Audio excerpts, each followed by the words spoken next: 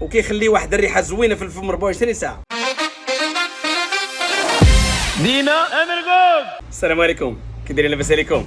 غبرنا عليكم شويه ياك؟ موجودين ان شاء الله، فين ما احتاجيتونا حنا موجودين. جبنا لكم ثاني هذا اللي كنتو كتسولوا عليه ياك، هو هذا عقلتوا عليه. شحال ديال الناس كيسولوا عليه، ها هو جا. هذا المعجون ديال الاسنان اللي هو وجانا شي حاجه زوينه بزاف، شي حاجه زوينه بزاف كما قلنا. هو راه كيبان صغير، ولكن هذا المعجون ديال الاسنان فيه شي فوائد زوينه بزاف واستافدوا منه الناس بزاف.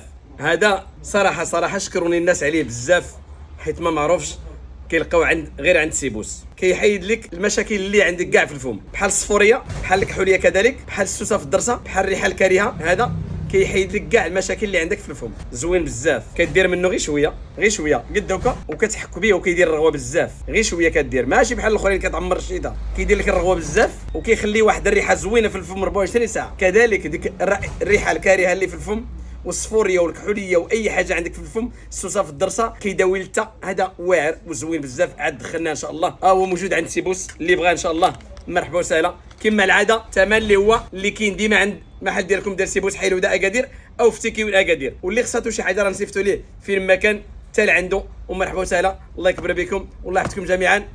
صارعوا قبل ما يسالي. تحياتي لكم.